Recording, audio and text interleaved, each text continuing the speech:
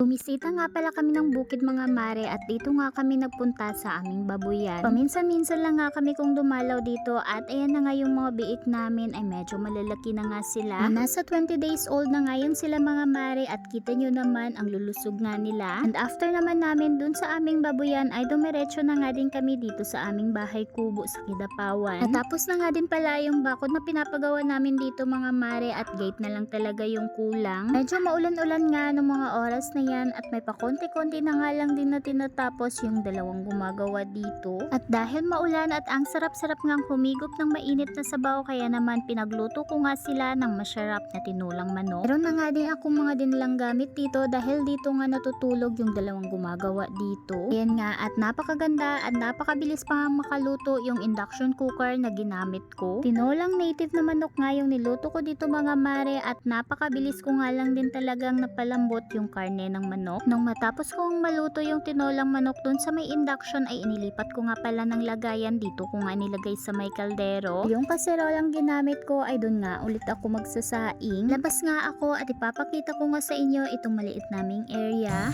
Ayan guys, sa wakas natapos na yung bakod namin dito. Ayan, ayan siya.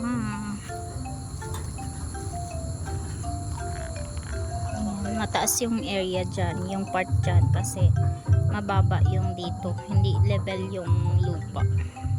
Papatambak pa nga kami ng lupa dito mga mare at kailangan pa talaga ng medyo malaki-laking budget. Dahil hindi nga pantay yung lupa dito mga mare at medyo mababa talaga yung sa may bandang left side.